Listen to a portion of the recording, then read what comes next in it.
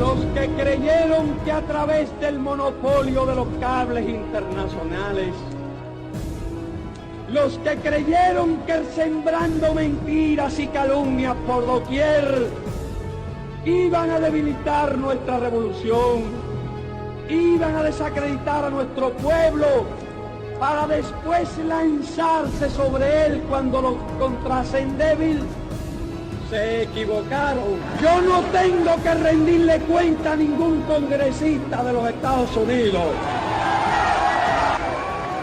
Yo no tengo que rendirle cuenta a ningún gobierno extranjero. Yo le rindo cuenta a los pueblos.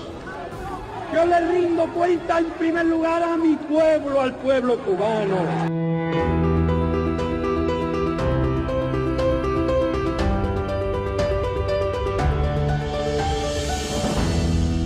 Cuando triunfa la revolución, la justicia revolucionaria conmovió al mundo. Las sentencias de los tribunales revolucionarios castigando justamente a los criminales de guerra de la dictadura de Batista fue también informada de un modo intencionado, tergiversado, falso.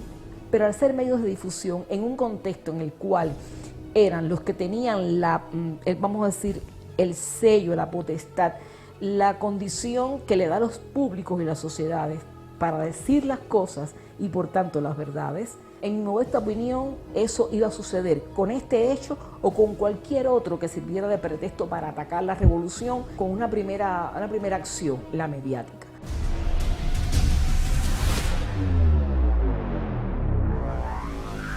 En Cuba, las dos grandes empresas de radio y televisión, que eran los Mestres, con todo el sistema de televisión de la CMQ, CMBF, Canal 7, etc. Las noticias que ellos daban eran las de la UPI, porque eran los representantes de la UPI. Y el otro bloque era Amadeo Barleta. Tenía Telemundo, tenía varias emisoras de radio, etc., que era el representante de la AP.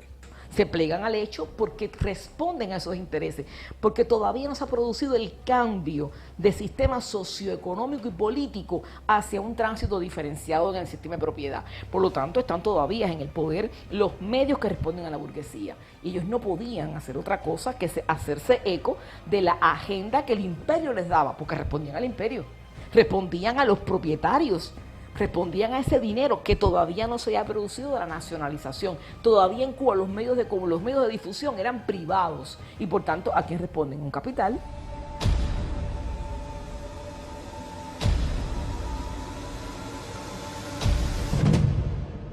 En esa época, el periódico El Diario de la Marina, que es uno de los periódicos que va a tener la gran confrontación con la revolución, es uno de los que internamente ya está haciendo una propaganda y se monta también sobre el problema de los fusilamientos. Ha sido parte histórica de un comportamiento que no es ni espontáneo, que no resulta para nada festinado, sino que es parte de una metodología de acción muy asociada a las intervenciones y las sanciones de corte económico-política, diplomáticas y luego la justificación para la intervención militar y por tanto trabajar la opinión pública. Todo un proceso que desde la comunicación durante todo el siglo XX fue un ejercicio científico y profesional práctico que desarrollaron los Estados Unidos de Norteamérica. Es decir, tú tienes un ambiente en ese sentido en el cual la verdad de lo que la revolución podía proyectar quedaba abajo. Y aquí lo más importante es que no había tanques pensantes. Del lado de acá no había un laboratorio. Del lado de acá se estaba imponiendo una verdad pura y dura. Se estaba imponiendo un pueblo.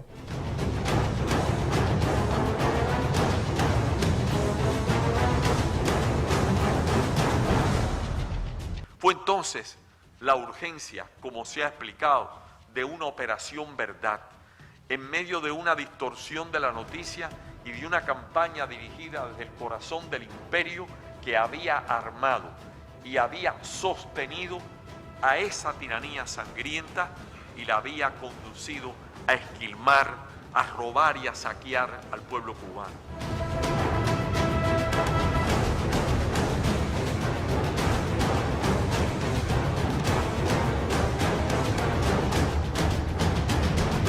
Cuando los jóvenes aparecían, when the young people would appear murdered in the streets with a top to their heads, de los cuarteles se llenaban de cadáveres, when the yards of the barracks would be full of cadavers, when our women were violated, los niños eran asesinados, when the children were murdered, cuando en las embajadas penetraban las hordas policíacas when para the asesinar police force would go into the embassy to assassinate our people, no se hacían esas no one campañas. made a campaign against Cuba.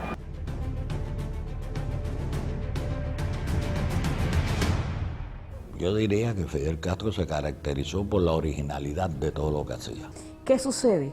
Que la respuesta que da Cuba, en este caso en la dirección, es una respuesta que no se esperaba.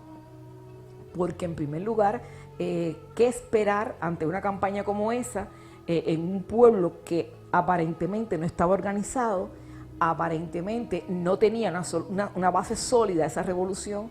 La respuesta fue completamente desconcertante. Y él convoca entonces a toda la prensa del mundo a venir.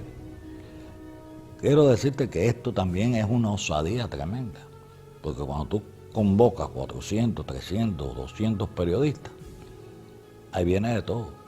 Vengan los que son, vamos a decir, engarce de esa opinión entre el hecho y la realidad, y el medio per se y su difusión, vengan a nosotros para que vean la realidad.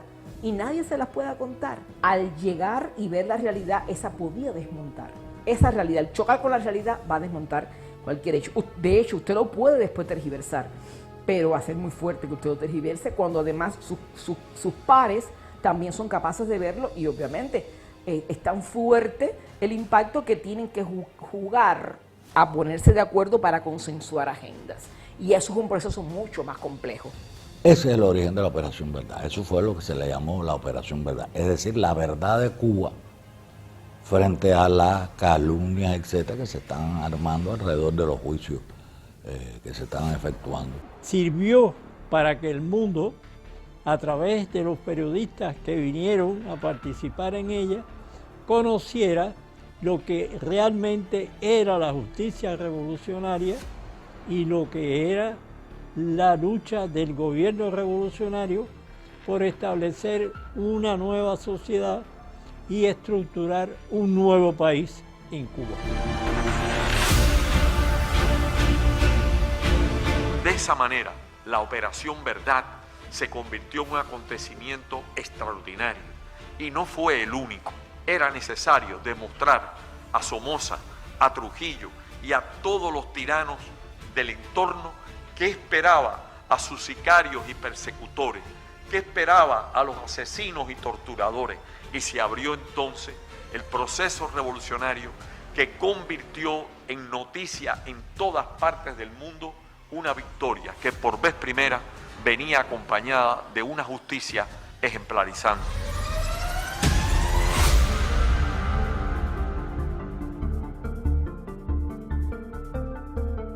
Fue una acción de comunicación política con todos sus matices. Por supuesto, llevado a cabo por personas que me atrevo a decir que no dominaban una teoría de la comunicación, que los conducía ante todo un saber, porque no estamos frente a personas que no supieran qué querían y a dónde querían llegar, y sobre todo con un sentido de justicia muy fuerte. Entonces, lo más interesante de esta Operación Verdad es que fue una operación en la cual se le demostró al mundo entero que lo que se había hecho era un acto de justicia. Y yo te diría algo que para mí fue muy significativo. La revolución cubana ganó simpatías.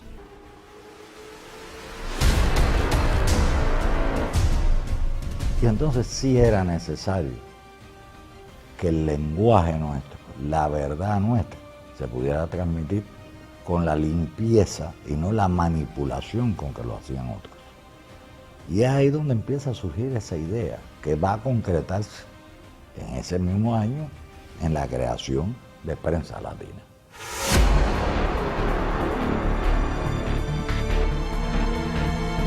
Prensa Latina surgió de la agudeza política de Fidel, de la voluntad del Che como luminoso dirigente de la revolución cubana y como Fidel latinoamericana y universal.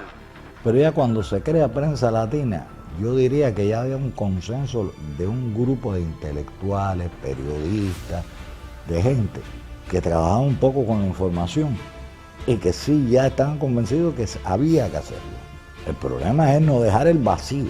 Ella es producto de un proceso comunicacional, político y cultural sin precedentes, para sacar de donde no hay esos recursos necesarios para existir, con la capacidad de tener corresponsalías allí donde hace falta, no solamente recuperar información, sino donde ofrecer información.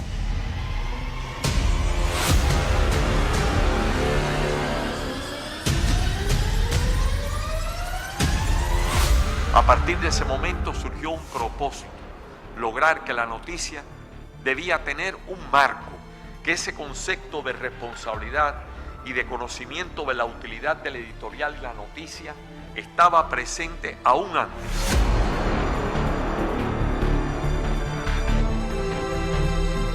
Siguió y lo demostró en el tiempo, papel importante como voz de los no alineados, un papel importante como voz de todos los latrocinios cometidos en América Latina con las dictaduras. Más de una vida estuvo en peligro en esos momentos, pero fue capaz de denunciar todo eso y de ponerlo en el contexto. No había otro protagonista, pero no había otro escenario mejor que Cuba y su dirigencia política con esa visión para generar que este medio saliera. Por primera vez hubo una voz latinoamericana transmitiendo los problemas de América Latina y pensando en la liberación de América Latina. Y a partir de ese momento, Prensa Latina jugó un papel importante que llega hasta nosotros.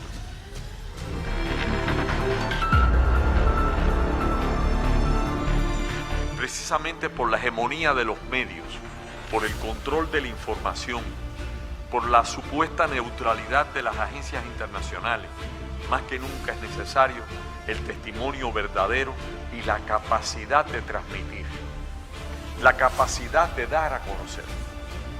La operación verdad es necesaria ahora, más que nunca ahora, lo ha sido siempre.